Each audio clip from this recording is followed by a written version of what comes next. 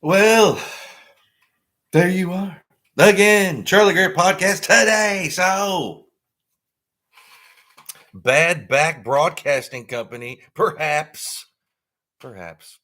Before we do, please like, share, and subscribe. You want to support the channel? The info's in the description for my Cash App. My handle is Charlie Greer Podcast. Let's do this. So, bad back broadcasting company. I thought that's what I might want to call it. I have a bad back. Threw it out this week. It's gotten even worse. Like everyday shit. I've talked about this on my podcast, like previous.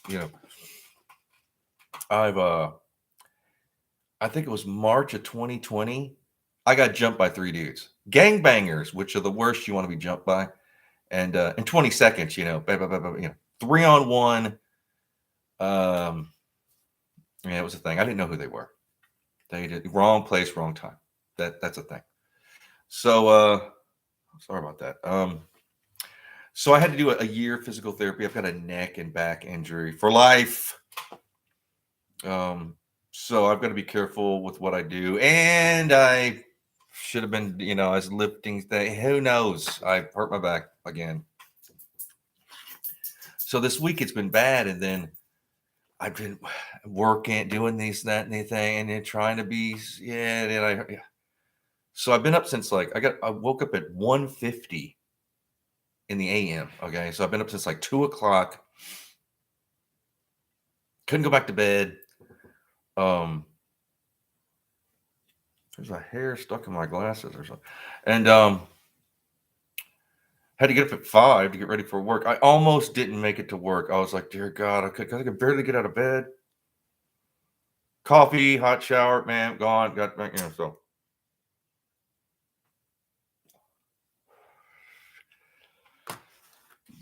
Pardon me. So yeah, that's the start of my warm, happy, fun times, huh? But I'm a big fan of Howard Stern. And what I'd like to do, it's just my humble opinion, how I like to do my podcast, is just a riff. Just to involve, don't just go. And so I like to talk about things that, I can't mention, but, you want to tell about your life. And one thing about Howard Stern, and I learned this from Howard. So they had writers, Fred Norris, and, anyway, they realized that they would write these bits and they weren't as good as when they would be talking about writing the bit. Talking about doing a bit was funnier than actually doing the bit. So that's what the world I want to come from is I don't want to be too, again, I like bits. I like I like the guys that have software spawned in Windows and this, that, the other thing, or he, she, whoever. That's not me though. I'm too lazy. I'm not good enough. I know these things. So this is what I like to do, so that's just how it is. So I involve, what my thing is I try to make it like a conversation, like I'm talking to one person. And right now I'm not talking to anybody, but that's how I model my podcast, is a conversation to an individual. So everybody that's listening kind of feels like I'm talking with them. It's easier said than done. Try it, Johnny Carson, I kind of got that from Johnny. It's not like I invented it. I'm stealing in wholesale amounts from other great people. Not that I'm great, but these great people that there wouldn't be basically YouTube without Johnny Carson and David Letterman, Howard Stern, people that were true broadcasters. In my opinion, that's who I like. I mean, you could be, I don't know. You could like Harry Carey, like the sports guy. He's just so unique, but just not quite right, but just awesome. You gotta have your own thing. What do you have you. Well, that well runneth over. So that's why I kind of just do what I do, because so I can, that'll never run dry, you know. If I focus on, and I know that the algorithm and this, that, and the other, if I focus on one thing and then nurture that, I know that I'll get more popular. But it's like I don't want to do that. For one, again, I'm not that good, and I just want to do what I want to do. And quite honestly, I'm lazy. But not really. But certain things I just don't want to do. They just drive me crazy. You know, it messes with my flow if I'm gonna spawn a new window and this. No, I'm not. That's not what I want to do. So this week also, Bad Back Broadcasting Co. What I was doing, I was actually a contractor for the city. So today was my last day, and it was a short day, like half a day or a little bit over. I got to leave early. Then I'm interviewing next week for another. We'll see. We shall see. And I'd like to do this for a living, but it goes back to me being like the worst podcaster in the history of podcast. I don't think that's going to happen. Jeff Jones. Hey, what's up, Jeff? Thanks again, man, for the Cash App. I appreciate it. But yeah, Bad Back Broadcasting Company, if you will. Perhaps I'll start that. Who knows? And if you've ever had a bad back, my God, you can't sleep. You're just like, it's tough. I didn't think I would be thank you, Jeff. Yeah, I appreciate it. I didn't think I was gonna make it to work today. My goodness. You know what? You just gotta like pull yourself up by the bootstraps and go for it. But I was talking today with some coworkers because I haven't told them much about me.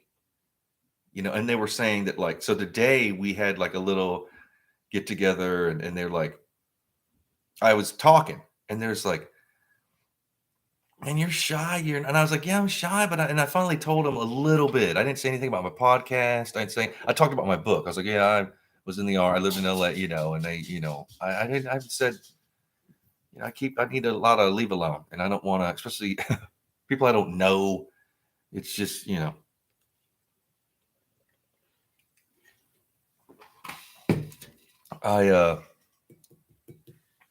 what I do has nothing to do with the arts. So, Jeff Jones, don't get me started. I had a bulging slip disc. Oh, sorry, Jeff. Damn. Nothing would touch the pain except sitting or laying down. Yeah. Yep. I didn't think I was going to get out of bed today because it was, and you could hear it in my voice. Like I'm in pain. Like right now, I'm like,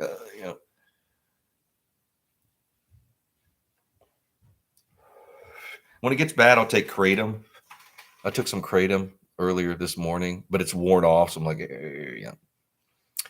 And I won't take. I got other health issues. I've got like ulcers, so I can't take NSAIDs, which are like aspirin, Advil. I know that. Pain pills, I can't take. They got that shit. Ibuprofen, whatever. And I don't want to be all, so I won't. I could go get. But in fact, the last doctor, when I saw, they're like, he's like, I can't believe you're turning down pain medicine. I was, well, I'm not good with that. Perhaps I should, but I won't. I don't like that. I don't like to be all drugged out. I don't even smoke herb anymore. Maybe herb would help. I don't smoke herb. Jeff says it didn't actually hurt my back. It was telling me that my knee and thigh was run over by a truck. Wow. If I was walking or standing more than 5 minutes, felt like my knee was bone to bone. Wow. Yeah. Yeah. You're getting older. I used to walk a lot, in LA. When I lived in Arcadia, I'd walk every morning in Arcadia Park. And one time, I would walk every day, and I was just stepping off the street. Like, what is that? 7 inches, eight, whatever it was. And I don't know. When it happened, it didn't hurt. It was like, but I felt this squishy, and I was like, what the hell? And then the next day I couldn't move and I had to wear like I went and bought like a thing, like a brace or whatever. And I wore that for a week, and it went, yeah, be careful when you're getting older. Uh, it's a thing. But, and I've also been in like car wreck. It's probably like building, I've been in car wrecks. When I was on stage, when I used to perform, I would get injured. My back would hurt. There'd be times where, my neck, and uh, I broke my arm on stage. I've had my teeth busted. I've been knocked out on stage with like getting hit by beer bottles and an empty pitcher of beer, like right in the temple. Like, bam, you're down. You fall. You just crumble. I remember I got knocked out on stage in a club, and when I came to, I was looking up and I was like, "What are these people in my room?" I forgot that I was like in front of 300 people at a club. Got back up, finished the gig.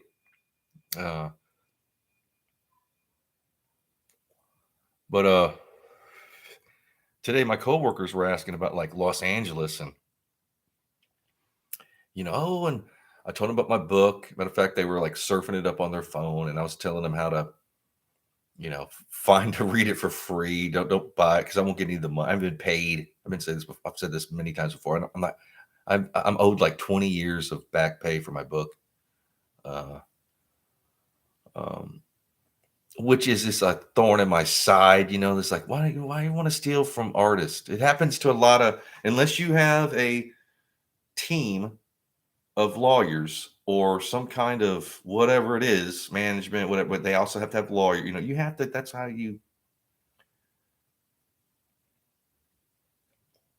they steal. And I own the movie rights. I'd like to option them. Option it, and I've got I've written a few scripts in the past. Then my old producer in LA rewrote my script this past year, did a great job. So he's trying to finagle a way to pitch Bo. Who knows? We'll see. Perhaps. Let's just leave it at that. But it's hard for me to be a normie, meaning like a regular person that like goes to work and I still feel like young in my mind. I'm 52 now, but I feel like I'm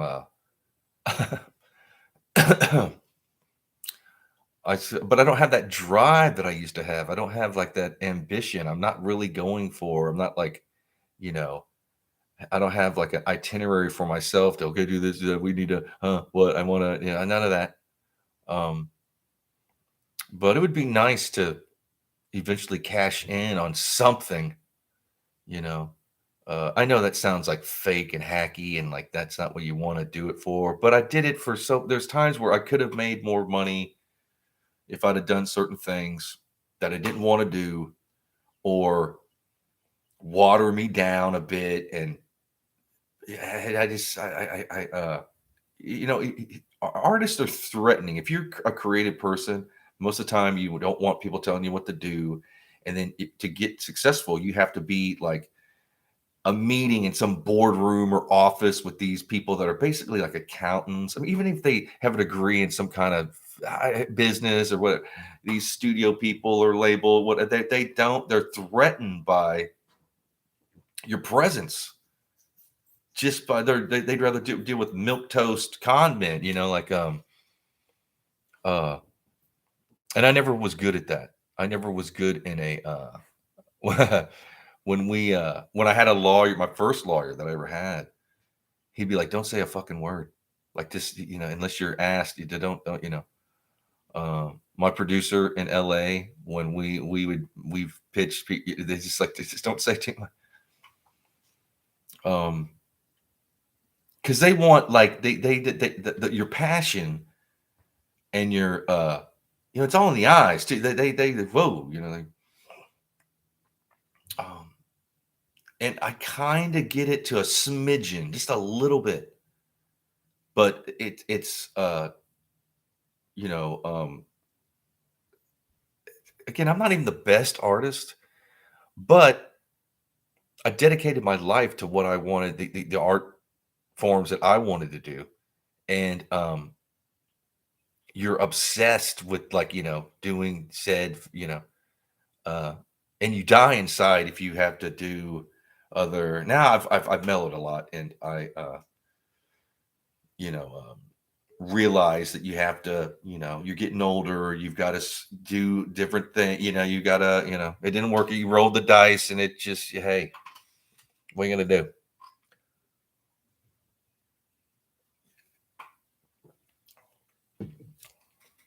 But there was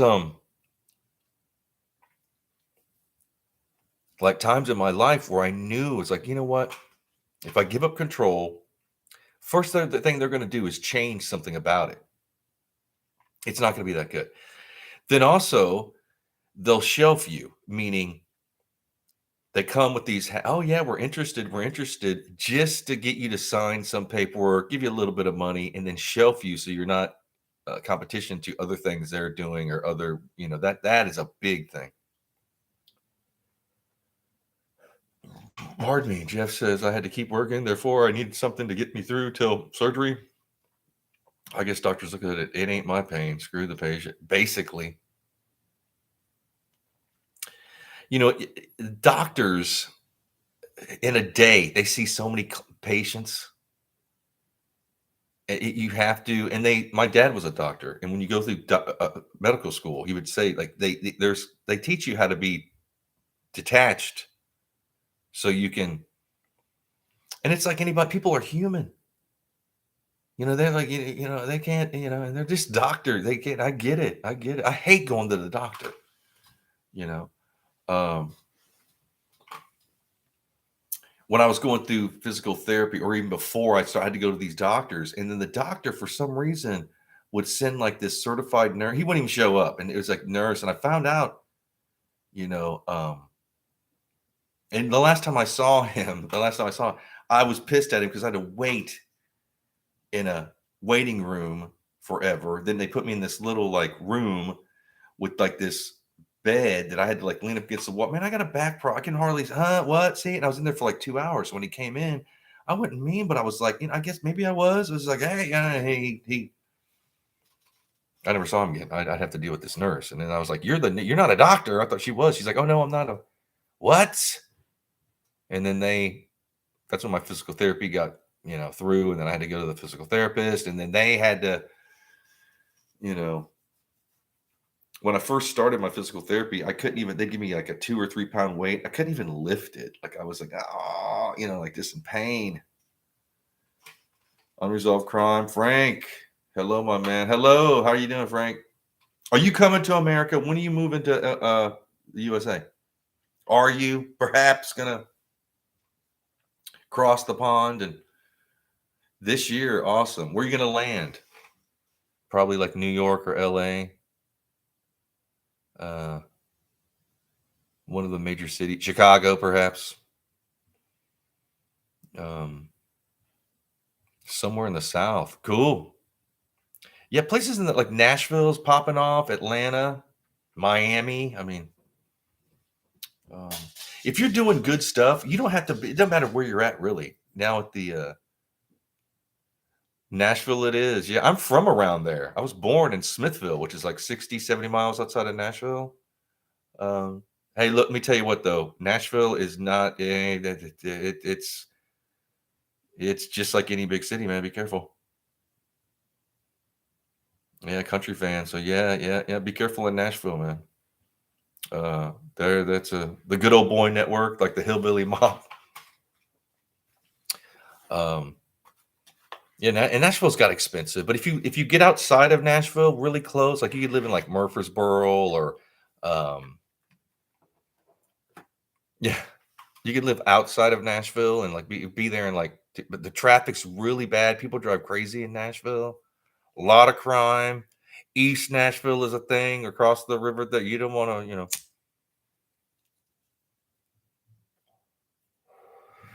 Franklin, which is right outside of Nashville. One of my agents I had was in Franklin. Um, Advantage Talent. That's why I was signed with. Kid, how you doing, kid? Don't get okey doked. Holler, Playboy Charlie. Yeah, I had two agents in Nashville. One was Advantage Talent, and then the other was more of a boutique kind of. This was back in like the early 2000s. Believe it or not, I had like in LA, two in Nashville, and one in Atlanta. And the one in Atlanta never. I mean, for one, I moved to Nashville in the summer. I spent a summer in Nashville like 2003, maybe right before my book came out. Um, and Nashville's weird. It's like got great restaurants. Broadway, that's the main strip, like downtown. That's where all the shit's going on. Um, Great music town. It's really hard to. I mean, even it's Music City, USA. It's not just country. And they got Publishers Row, and there's this every kind of publishing company you can imagine there. Um, a lot of jobs. I hear like it's I haven't been there in 20 years. Um, uh, But that's a it's people think, oh, Nashville, little no, you gotta be careful. Um, I had my tire shot out on the highway, and I pulled it stopped too, and I ran down like the embankment to get the see, and I called my roommates at the time, and they came and got me. And the next day, they went and picked up my van, changed the tire for me. I had to pay them, but it's shit. It's not. And then another time, a guy creeped up on me. You just be careful in Nashville.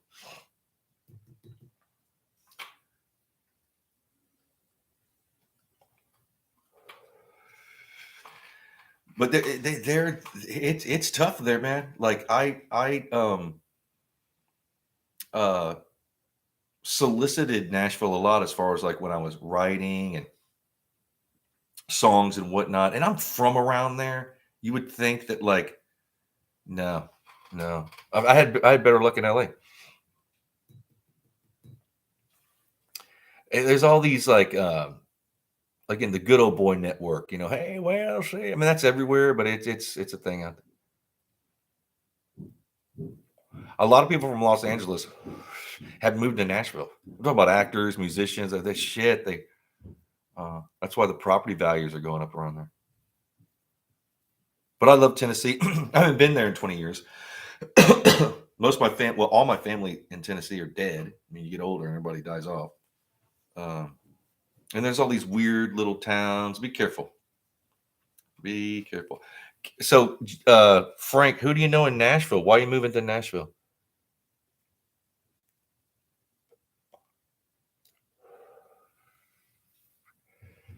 What was that movie? Okay, so Open Range. It was a Kevin Costner like Western. I auditioned for that in Nashville, and I didn't get it because I wasn't what did they say I wasn't mountain man enough. I wasn't big enough to like, I'm not a mountain man. And the guy who got it, if you watch the film, the part that I auditioned for was the part of the dude with the beard, and they send him into town. He gets beat up or whatever. He's a big old dude. That was I almost had it.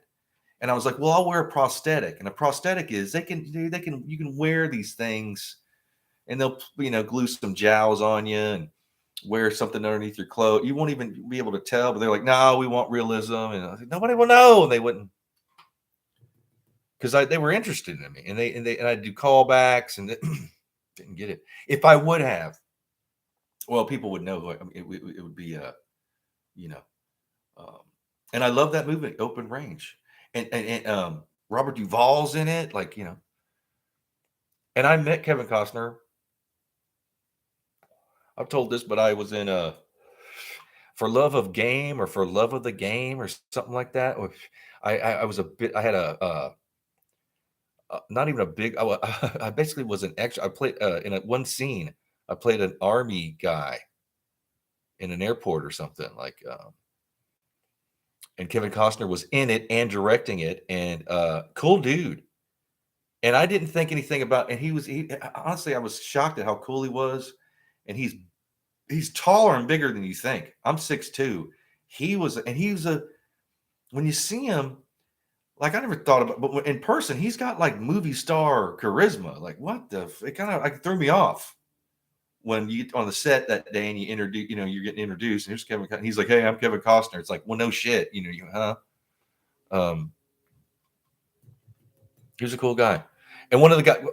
I've said this before, but it's like people that remember your name, like when you're around like a kind of a serious situation or around famous people or whatever, and they don't call you what's your face or whatever, like your name's Charlie, and they remember, oh, and they start calling you, hey Charlie, that says a lot about a person when they know every fucking person. He knows a million names, and they take the time to remember your name. That to me, I had to learn this, that like, hey man, you're a real people do that. They don't have to, you know. And Kelly Preston was in that movie For Love of Game or For Love of the Game, or I've never fucking seen it. I mean, um, but I worked like a week or two on it, and I was in a scene with her and Kev, and she. You don't look at her. You can't talk to her. You can't that see. And at the end of when we were, she came over and apologized. She, beautiful. And she's passed a few years ago, but man, she was. And at the time, she was married to John Travolta. She movie star, good looks. She was standoffish, but at the end, she's like, "I'm so sorry," because she had all these handlers, and they're like, "Yeah, you can't even look at her. Don't even talk to her." It's like, "Well, I'm 5 feet away from. Don't even look at her." And he was okay. Shit, fine. I won't.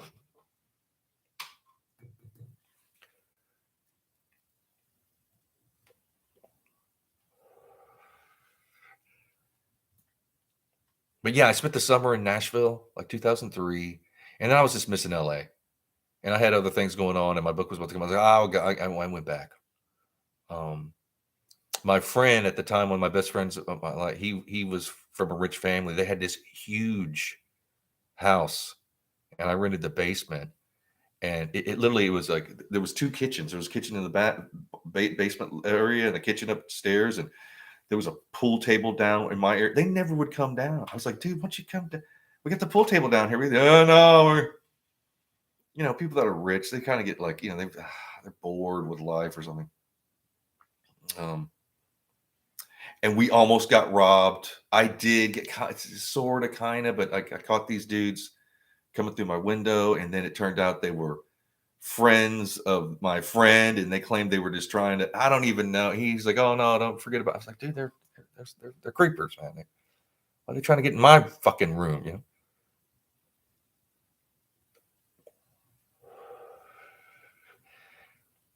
And I've ran into some like country singer guy that are assholes there. Uh, um, I don't know. It's what it is. But Nashville was cool. I would go to this. Uh, what area is it? It's near like Publishers Row there.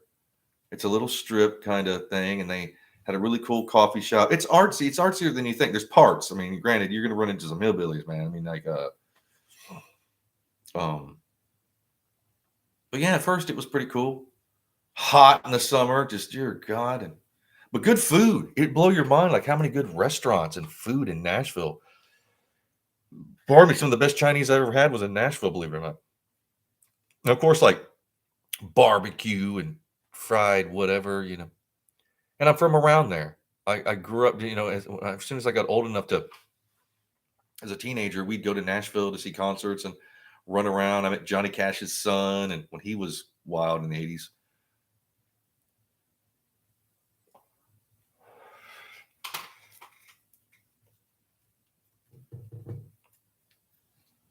We'd always go to the municipal auditorium and see like bands and Yeah, Nashville's cool. But it's not LA. But there's a little bit of LA in Nashville. It's like the biggest small town you've ever been in. There, it's a city, but it's you got to be careful. I know I keep saying that, but yeah, people are like, oh, it's Nashville. I'll let my guard down. No, don't.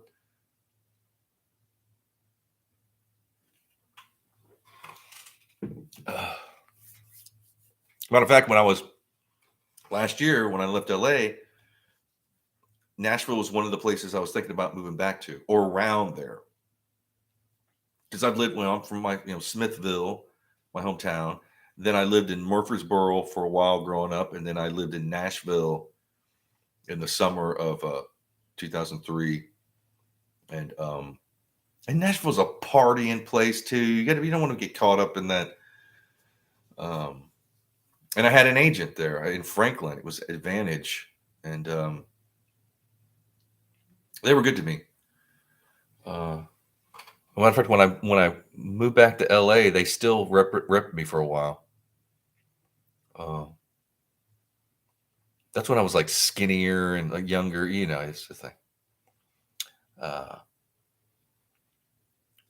But yeah, Frank, good for you. Move to America. I don't know how you're gonna get your. I mean, how would you get a passport and then you get like, what are you gonna? You're gonna marry somebody to get a residency or whatever? What is that? I've been asked to do that to marry someone, and they're gonna they wanted to pay me to. I was like, no, I ain't gonna, because that's the thing. I've known people. That's the thing in LA. You can do that. There's and it wasn't even that much money. I thought you would make more money doing that, and then because the girl was Japanese, and she wanted to get her not residency, but her whatever it's called, and I was no. And she was beautiful too. But and I've known people that did that were, yeah. And you have to stay married for I don't know how long, a couple of years, I think. And they get their citizenship. That's what you get, your citizenship, and then they, I'm sure that's good business. There's probably agencies that do that. Who knows? And I actually met this. Where did I meet her? The Japanese girl. I don't remember how it came about. I was living in Los Angeles. I was living in Granada Hills. How did I? Because I had a friend that did it, and he might have said, "Hey, I know there's a way you can make some money." What? Perhaps I'll. See, no. Well, for one, it's illegal. But yeah, they you might not want to do it. I didn't do it. It's strange how there's so many weird opportunities if you've got like a, I guess an open mind and you don't care about the law. I mean, I've always don't want to break the law. I don't want to, end up in jail. What are you in for? Well, I married somebody for money. Nah, that sounds like, you dumbass, I guess you go to prison for that. I don't know. I don't want to find out. But yeah, I was today was because I'm not going to see these people again. Like I was contracted to do this city work, and then I know I'm not gonna. And we were all talking about it. It's not just me. We were like, "Oh, have a good summer. I hope we'll meet you. Nice knowing you. So they're like, "You haven't said." Everybody talks. They're like, "Man, why you been so standoffish?" I was like, I was standoffish." I go, "Well, I'm sorry, I haven't, said 2 words to any of you, but who are you? Didn't you live in LA? Kind of, okay, well, I was like, look, long story short, pull out your phone, Google Rant of the Madman, Charlie Greer. It's about I'm the madman ranting in my book. It tells some of the stuff. You read that, because you'll be here all fucking day if you get me, And they were cool. We were by then there, and you bond with people. And then it's like, wow, will we see each other again? Because you make again, I wasn't looking to make friends, but you're around people more than your family. You're working. And these are cool people, you know. And I just don't want, there's a time and place for everything.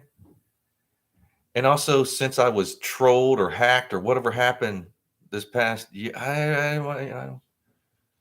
um, people will take advantage too.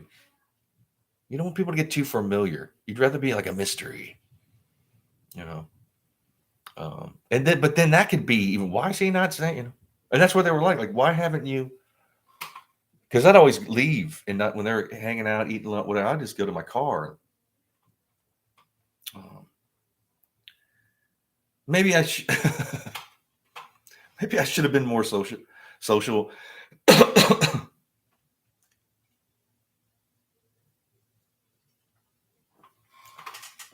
but maybe not. But yeah, my back. I'm drinking a beer now, so my back is starting to loosen up. My bad back, dear Lord.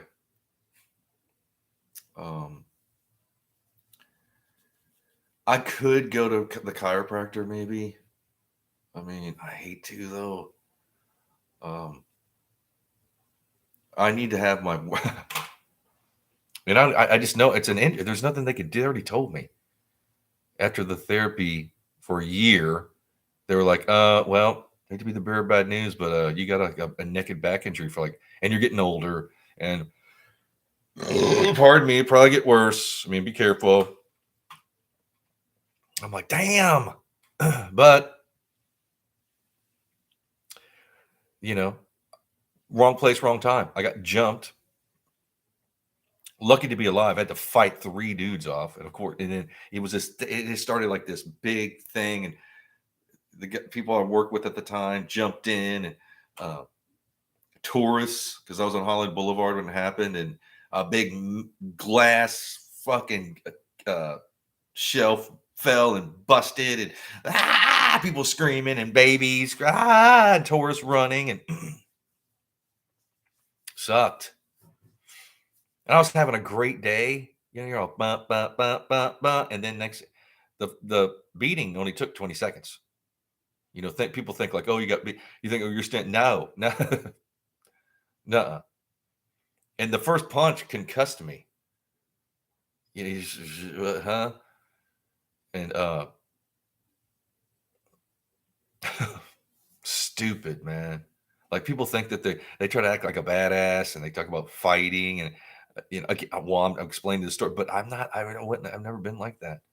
And just out of financial reasons, I've had to either take jobs or live in areas where it wasn't that safe. You know, well, this was back in when I lived in California. And it's what it is. I'm too old for that shit now. Fuck. But the job was cool. I had a good time. It's just that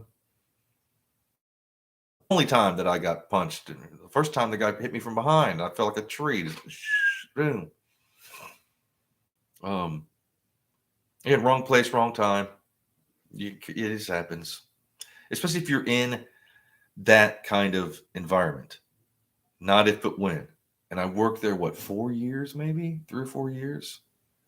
So I wasn't the only one that got in fights or beat up or jumped or, you know, tourists do. They rob tourists down there. And you just gotta be careful. You don't want these things to happen, but they do. And it was good today. It was good to kind of let my guard down and talk about like my book. Because that's the thing. If I want to talk about like my creative background, I just tell them to go read my book. It's like just get online. You find it, click on it. There's I think on Amazon there's a button that says on the picture says look inside to let you read like part of the front of the book or half of it or something. Who knows? And well, they get the gist of because people don't they've had they don't they're not artists. They've been you know, normal. If I, Nomad 63. Hey, Charlie and everyone. I'm late as usual. Oh, you're not late. It's all good. I should see, I should probably schedule and put hey, at a certain time, I'm going to be live. That would be better. So people could maybe, but um, again, I like to be spontaneous. I like to be, uh, sometimes I won't even think about what I'm going to talk about just so I can get this certain effect. I know it's not for everybody, but again, it goes back to Howard Stern and um, stand-up comedians will do this. Not that I'm a stand-up and everything, but you want that, that feel riffing. You want to. It's like a jazz musician or something. You want to. That's what I like.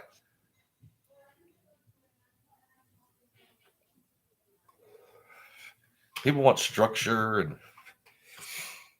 I do too. Eventually this will morph into something better, hopefully. Uh, but maybe not. Maybe I'll still be. Who knows? Because I want to get out and about. I'd like to, and I'd like to, interview other, you know, um, artists and YouTubers. Who know, people I like.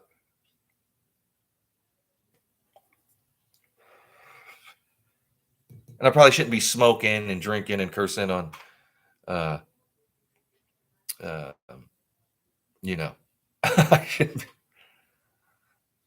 But I mean, that's what I want to do. You have to be yourself. And if I try to be something that I'm not, if I try to embellish something, or that'll come off as I have to be me. I have to. What he just it's just scars and all. Just um, we have to. And then today, some of the people that that I've been working with are they're cool because you don't I don't talk to anybody. They thought I was, and they don't talk to me. So I would say good morning or something. But and some of I would sit with certain people, sometimes in the break room or whatever, and but I wouldn't say much. Um, so today, the last day that I was like, well, I'm never gonna probably see these people. I'll,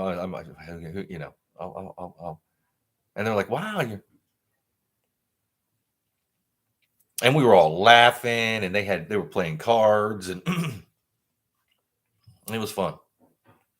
Um, but it didn't last that long because everybody's leaving, giving hugs, and because after, so it's been what, 8 weeks, 2 months that uh, and there are other people that are contract. Some people work there that are full employees of the city. I'm not.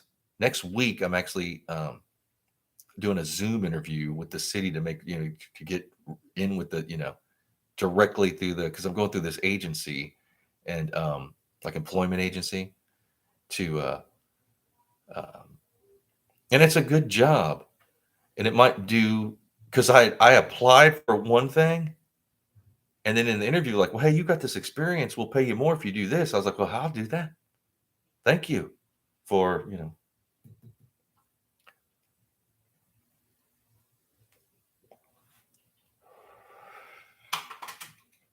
we shall see.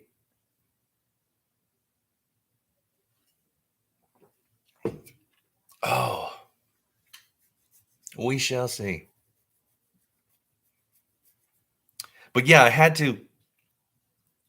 For one, I have bills just like everybody else. My car needed new tires. I had to get new tires for my car, and that kind of thing. And I have wants and needs, you know. Um, but I'm not like a thing. I don't know if everybody else, when I get older, I don't buy clothes like I used to, or uh, go to bars, or um, I like guitars. I haven't bought any guitars, but what I've got. How many guitars do I have now? I think 6. Carb Day and Indie. What is that? Nomad. Pardon me. I've been to Indiana since the 90s. Are you in Indiana, Nomad? We used to play so there was like so I was in Champaign, Illinois. Then I think the last town before you get to Indiana, like the main is like Danville. I forgot what highway that is, but Danville and then Terre Haute, uh, then Indianapolis. Man, it's been a long time. It's a practice day for the Indy 500. Oh, okay, cool. I was into muscle cars. Like I've always had like a, well, not always, but I've had a few. The 70 West. That's it. That's right. There you go. Or isn't it the 70 East? If you're going, yeah, I think it's East 70. East. I don't know. Who knows? Um, but one of my last gigs with Love Engineer, we played. Isn't there like a state fair? Isn't it in Terre Haute or somewhere? I don't know. Charlie said, "Order a copy of my book and you will get it." Ha ha. Look, man, I get a copy of my book, whatever. But you can read part of it for free online. I think some sites will, because I'm not getting paid. I don't want to tell people, "Oh, go buy my book." I'm not. I don't get any money. I haven't. They've never paid me. I mean, in the beginning, they'd give me a little but when it started, I never got any of. And this is the thing. My book, I think, goes for like $10. It did. I mean, maybe they raised the price. I don't know. Maybe I should look into that. But I only get $1 or or $2. So it was really not. I don't get that much, and they took that too. And then when they did like the Kindle or the downloadable or whatever the fuck it is, they never even told me about it. And they took me off the cover. I think they switched back. There's 2 covers. I didn't know. People told me, like, "Hey, man, you know that you're not on what?"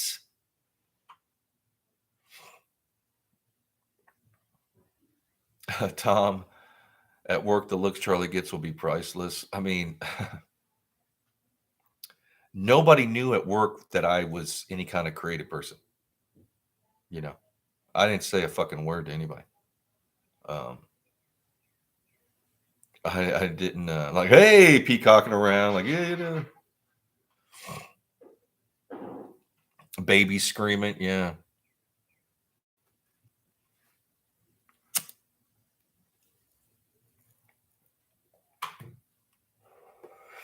You should order a few hard copies, autograph them, then double your money back. When I did book signings way back in the day, when I was promoting my book, I never charged people to sign my book. When I did a book sign, that you buy it, I'd sign it. I've told people out there if they have it, they can mail it to me. If they do the shipping and handling, I'll sign it for free and mail it back. You got to pay for the shipping. I'm not going to pay. I'm not going to charge people for. You're lucky enough to have any fans. I don't have that many, so I'm not going to gouge them for my fucking autograph. That's stupid, man. You got to give back.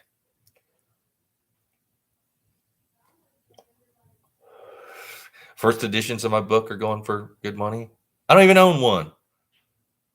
I gave them all away. I didn't think anything about when I had back in 2003. My book came out in like October 2003, I think it was. I didn't just saying, since you don't have any of your own copy. I don't even keep a copy. I don't even have any copy of my book. And I was talking about this maybe last time I podcast. I don't keep stuff around.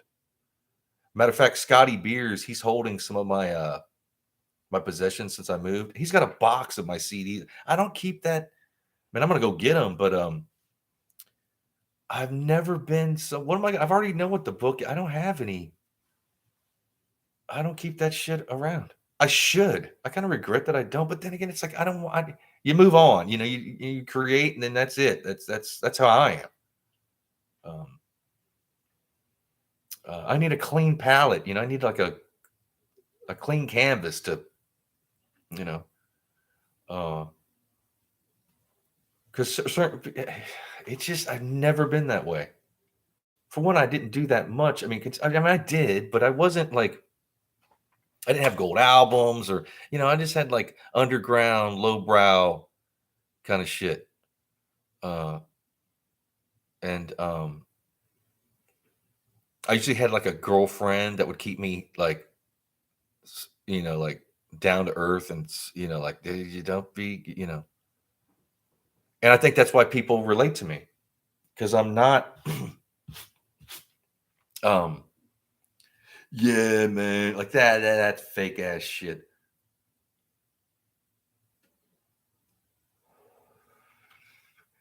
I could never do that. That was it just what it didn't resonate with me. I didn't want to be and that's probably what held me down was I wasn't like I didn't do it for fame or money. I just had this I was hoping I would make, I need enough money not to think about money. So that's probably why I've been ripped off, but and then I didn't want people like it sounds stupid, but like representing me as much as I needed it. And sometimes I'll be like, well, I get in the mode where like, yeah, okay, this time I'll have somebody, I'll get a manager, I'll get an agent, a lawyer, and I have, and then it's like, oh man, I don't want them bugging me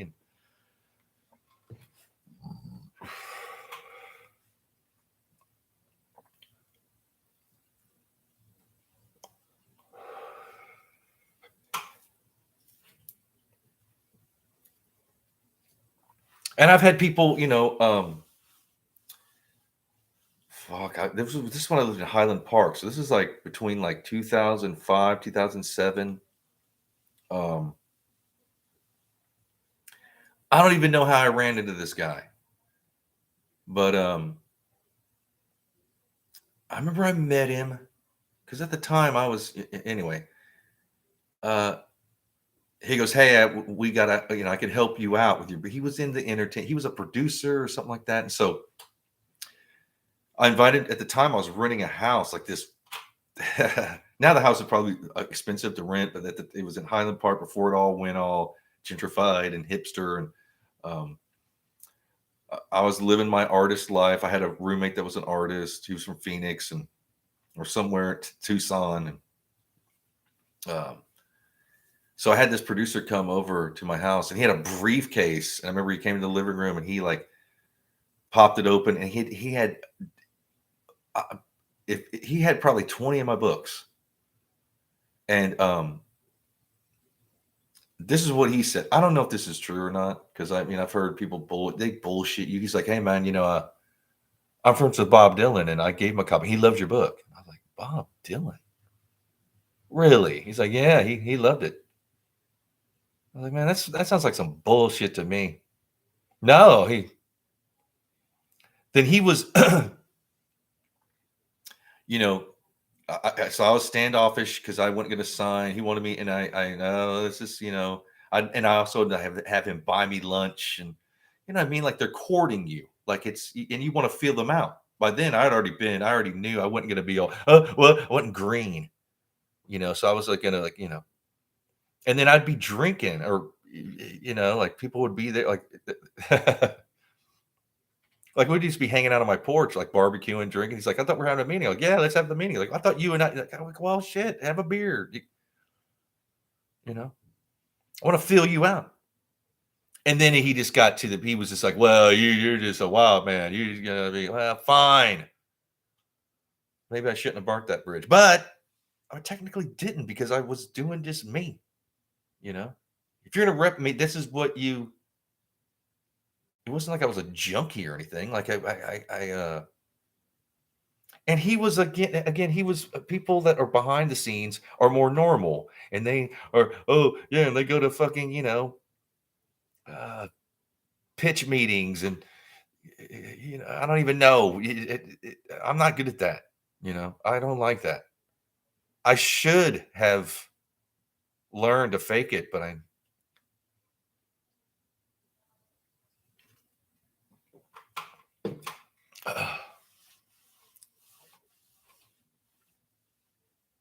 one time I was I was living in Highland Park, and I wasn't doing that well, or like kind of a little dip in your life where you're just like doing, too much wild man stuff and partying and this, that, and I was doing art shows. I wasn't doing the band. Matter of fact, because it was just too much keeping a band together, and so I was just focusing on my art. wasn't even doing any acting, just painting and doing art shows. And I needed money. I don't know if it was for rent or something. So I went on Figueroa in Highland Park, and I had like a yard sale, like right on Figueroa there. There was this like fence beside, busy Figueroa. And I had like vintage t-shirts. I had like the Digits original t-shirt, all these like old school rock stuff, all this cool rock and roll, and people were pulling over and buying. And the cops came. You just can't do that. You got to have a permit. And for one, they won't even give a permit on what are you doing? And then, and there was a guy there who happened to be, and then he was somebody. He was like I don't even know what. And then they knew him, and they're like, let Charlie go. Like he just, Then he was trying to, help me a bit. But again, they want me to sign these. No, I'm not going to. And another thing, they weren't offering any money or anything. If there was going to be like it was just the contingency deal with, and then they wanted their, I take 20% or what? And I'd already been through that so many. I think now and this it's not just me. There's other people that are.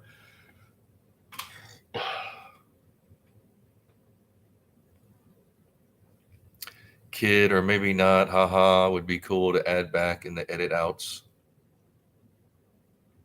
Perhaps, kid. Perhaps. How you doing, kid? How's your business doing? What's up with you? How's Oklahoma? I like Oklahoma. My girlfriend's family were from there, and we used to go there every once in a while. Small little towns, where they were from. But I've lived in like I think 7 states. Like over the years, I've lived in. It's good to get around and live in different places, get different perspectives, culture. Not for too long. I mean, you don't want to. It's some people can't wrap their head around that. I get it. There's different people. There's even with me, like I watch Jeopardy. If I see it, it's like, what the who? How would they know this? Smarter than me, I guess. But I need representation in my. I know now that I need something. For one, I need to gather up all my intellectual properties, which are my book, albums, songs, script, whatever. It's a mess, and it doesn't make any money. So it's like, who would do that? Jeff Jones, divorces kept me from being a pack rat. Yeah, every divorce, you lose all your shit. Come here, PJ. Come here, PJ. PJ wants to come up and say hello. Say hello, PJ. There you are. There you are. Yeah. You want to say hello? You're getting a bath. Maybe tomorrow. You're kind of stinky. You kind of smell sourly. Yeah, there you go. There's PJ. Lil PJ. I'm a real person. I have a dog. I mean, shit, She knows when I'm live. She wants me to let her upstairs. I'm gonna have to, or she's gonna bug me. Hold on, Peach. And Jeff, I never got married. I was like in long-term relationships. I got uh, engaged once, which was kind of not a real engagement, but we said we were. Hey, anyway, uh, she was younger than me and more successful. She, um, well, what she did, she wasn't in the arts. But she was a go-getter. And um, Jeff says this is one of the main reasons we like you, Charlie. You're not fake. Thank you. Yeah, I have to be me, which is admitting like certain uncomfortable realities about your life.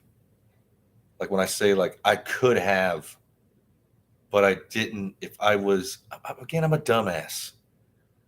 I should have like um but all the great people that inspired me, Charles Bukowski and Johnny Thunders and William Burroughs, and I was always into like like kind of like lowbrow underground. Uh, a lot of people that are I'm not into like mainstream shit. That's just my personal taste. I'm not. Fuck, can you imagine? Um, and then a lot of times I would be in an executive meeting or go to one of these. Like, okay, yeah, they'd be interested, and they take one look at me and be like, no, absolutely not. And before they warn, like, well, we've heard, and I've mellowed, so it's like I've maybe now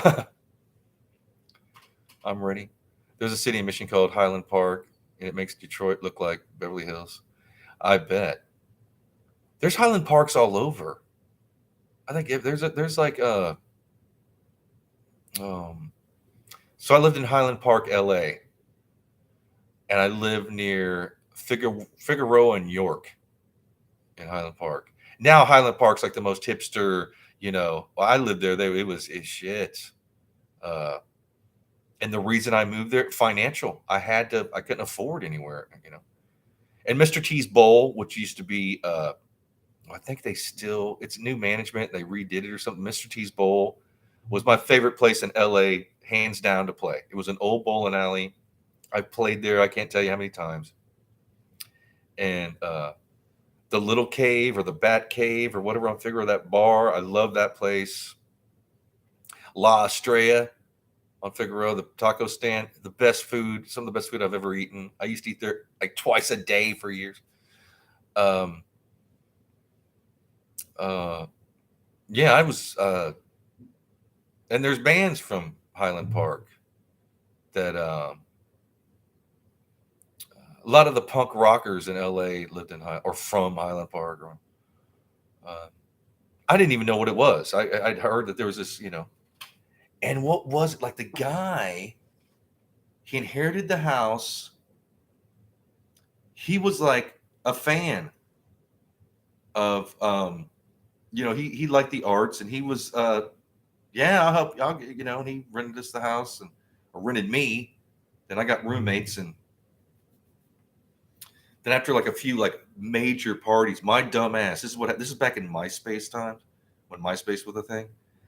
They asked me, "Hey, will you host the LA MySpace barbecue at your house?" I was like, "Fine, yeah, sure." Thinking that it would be like a barbecue. I didn't know like 1,000 people would descend. The fucking helicopters and the cops, and they couldn't even move. They couldn't even get in because so many people. I couldn't even get into my house. It was shit. They busted the fire place, and the landlord even showed up. Fucking what's his name?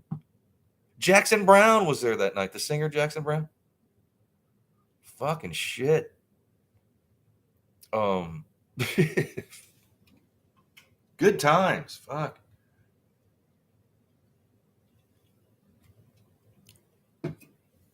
Broke windows and busted the fireplace, and a lot of my shit was stolen. But it was such a good time, and I swear this is how dumb I am. I did it again. I was like, why not? It was worth it. So we did it again because I met so many. Yeah, I get dumb. You do stupid shit.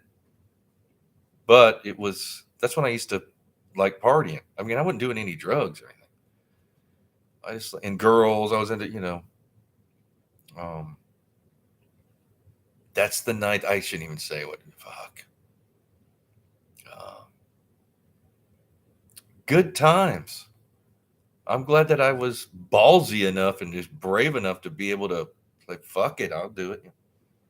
But that's another reason why people were like, hey, man, you don't want to, because these people it gets around. Like, people are like, oh, yeah, we like his paintings. So I would have like trying to get reps to my paintings, my book, my band. But at the time, I wasn't really doing much with my band because I'd lost my license for a year. Well, I mean, I was doing certain gigs, but I was all over the place. Pardon me. I could a lot of times I couldn't make money with my band. I was just putting it back in the band. But my art, I could actually sell paintings, and I didn't want to have like a real job, so I could like sell paintings and pay my rent. Or there were times where I like traded my paintings for rent. Um, and book signings, and I wasn't doing any acting. I wouldn't. By then, I was just like, "Fuck this!" I didn't. I hated actors. I've never like been. I never hung out with even when I was trying to act or do my being in the Screen Actors Guild. I never liked guys that were actors. That was just the fakest shit. They'll do anything to get it. No. Um, and again, I thought that I could succeed just by being me, and then no, no, not yet. But now I'm a normie. Like again, I have I'm not, um, I'm not doing any kind of creative anything. I'm not, I mean, I have my guitars, and my amps right here, and my guitars are over there, and but as far as like plotting and did none of that, none of that. And for one, I'm so old now that people that used to know, they this younger, they don't even know who I am. They don't care, which is fine. That's.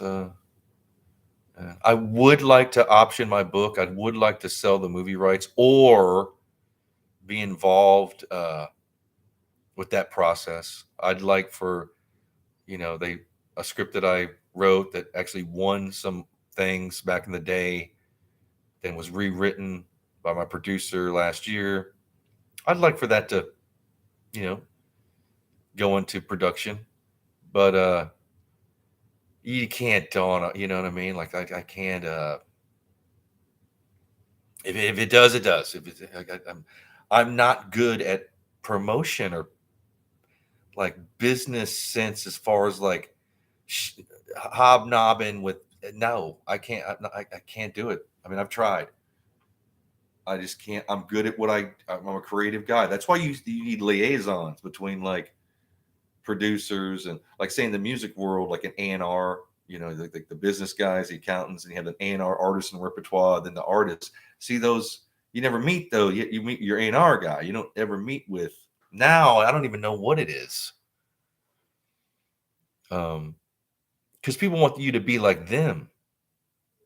If you're not, they're, well, okay, how could I? I wouldn't be.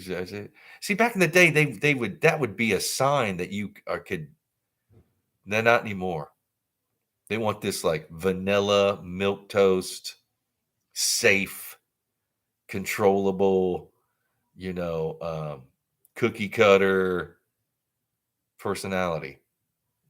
Like, yeah, no, I can't. That won't happen. And my producer, Niles Buckner, he's kind of the same way. He's done better. He's in like the union. He does a lot better, believe me. He works in like established kind of executive kind of shit as far as what he does. He would laugh if if you told him about not that I'm stupid. It's just that you gotta know your place in life. You gotta know what you're good at. Then lean into that. People are different. That's why we're in the shit right now with the arts, because they think everybody should be an accountant or act like one. No. And I'm not even, it's not like, and then you don't have to, people try to fake it and try to like be, nah, none of that either. You know, um, a lot of these people are fucking faking. They are, they, and everybody knows it. And we're paying for it as far as like the arts, every kind of art form you can think. It's just, guys will walk into an art gallery and tape a banana on the wall and charge $1 million and somebody falls for it. You hear that story? And the guy bought the banana for $1 million and just ate it right there. Huh? What? You bought $1 million banana? Which I kind of admire that hustle. I kind of admire that that con, if you will. That's a fucking con.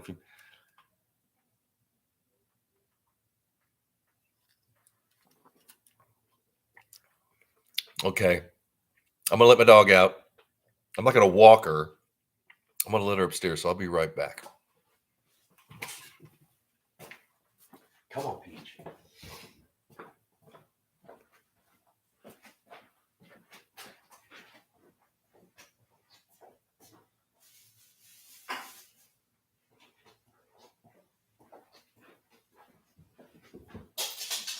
Oh. Hold on. Hold on. Oh my god.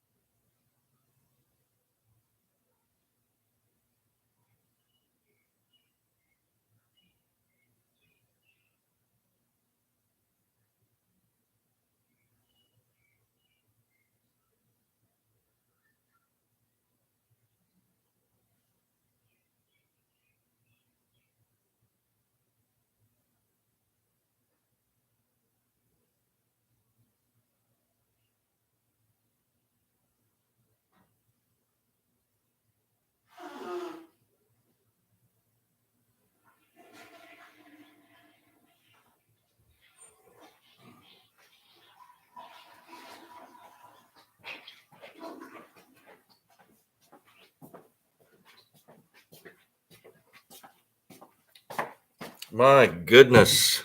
I hate to step away, but since I do these like longer podcasts, like I got shit that I mean, I got anyway. Um like anybody's watching this anyway. Um but yeah, I started this as the Bad Back Broadcasting Company because my back it's feeling better since I've had a beer because a beer will like loosen it up. And I might have said that, but I can't take NSAIDs, which is any kind of aspirin or ibuprofen. Or I got like bleeding ulcers. I can't, you know, uh, I don't want to risk it. And how I got those is I got typhoid, lacerated the innards. Shit. Yeah, like you would, people ask me, like, how did you get typhoid? Well, in 2012, LA lost the money for prevention. In a big city, you got to spray for like West Nile virus, typhus. This, that. I thought, for one, I didn't know that typhus, what it even was, but I thought that they had eradicated the fucking plagues of the world. But you can't not spray for, and they, in 2012, they didn't. And then my unlucky ass in 2013 got typhus, and I pet there's all these weirdo feral cats in LA, and I like animals, and I pet this cat, a flea jumped off it, bit me, boom, I got typhus. And I wasn't the only one. There was a dude a couple blocks away. He got it. Another dude got West Nile who got it from the Arboretum that's in Arcadia. I got mine. I was in Pasadena. And when the CDC was in contact, I almost died. And I was like, why isn't this on the news?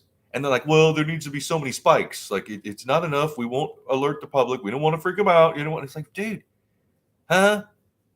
So I guess they've been spraying.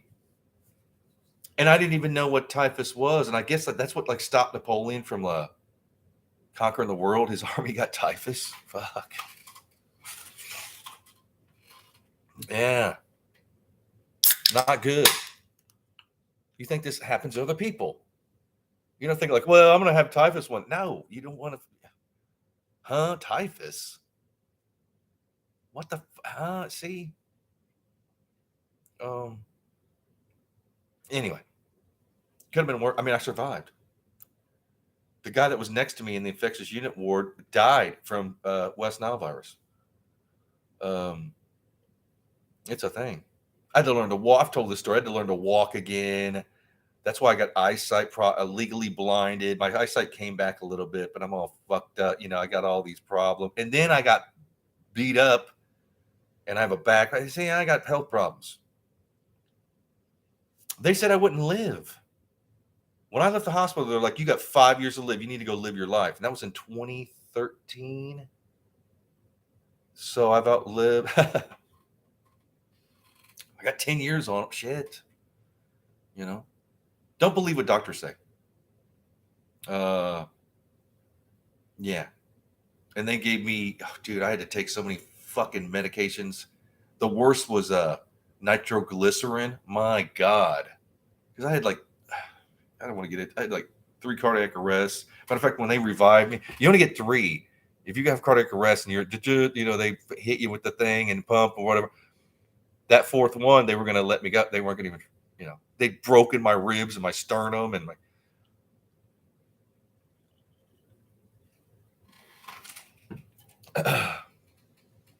and my contact was my mother, and they were like, well, he ain't going to live. I mean, shit. They actually contacted her when I was in the coma or whatever, when it first happened. They're like, prepare his funeral arrangement. Like, he should be cremated because he's got this. And quite honestly, I didn't know I had time. I didn't know. You wake up in the hot. What the fuck? Because when it happened, I was found at my house. Luckily, then I remember I came to in the stretcher. Then I came to in the ambulance, and then I came to in the hospital, and then I came to like in this hooked up to every kind of machine, R2D2 unit, whatever.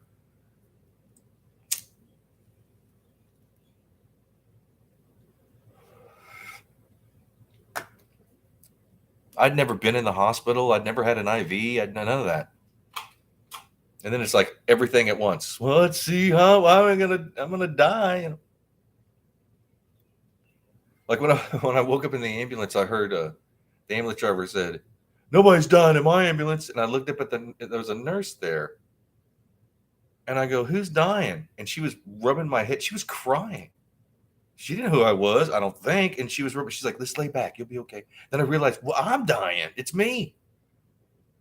Fuck.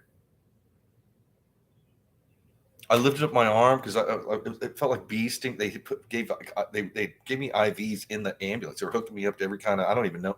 I lifted my arm and that was great. And then my veins collapsed. Oh my God, the pain. Like shit. I'm lucky to be alive. I guess I'm just stubborn enough to fight for my life, you know.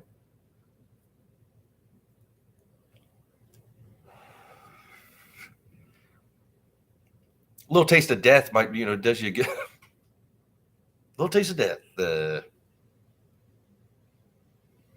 But yeah, the future. Once bad back. I mean, my back's bad. It's just because I was lifting things that I shouldn't have been lifting. And I was like, yeah, I'll be fine. Knowing I have a bad back.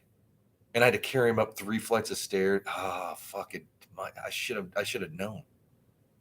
Because I didn't have to. I could have had somebody else do it. No, I'll be. Oh. And then I kept doing. So if I'm a little loopy today, I've been up since like 2 a.m. Laid there until 5 a.m. My alarm went off on my phone. And then contemplated, should I even go in? But today was my last day. I had to see if they were going to, and then I had to fill out paperwork for the next contract that comes up. And they didn't even know, well, we'll see. We referred you to, and there was others that didn't know. And there was some that did know. I got my assignment, and they, so some of us were like, what? And others were like, yeah. And quite honestly, some of the people that got picked back up weren't even we're looking at each other like, you? Isn't that weird about like the guys that like just kind of fuck around, and the women that kind of fuck around and don't do, then you do all the work and then but the people that are giving the are like, it's just, and this is not like I don't want to talk about much. Again, I don't want to be too personal. I don't want certain things that I don't, but it's just a city job. It's not even a fucking.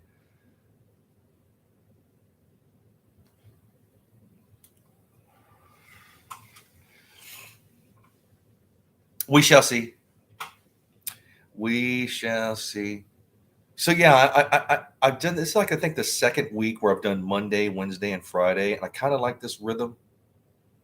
I kind of like the because I was doing it every day for like 300 days, and I think that I might stick with this for a while. But I also I just got a tablet that's got a fucking great camera on it. It's like, my God, I've been wanting to test it out. So perhaps I will, journey out to Scotty Beers was saying he wants to do another cooking with Scotty Beers soon. So we might be doing that.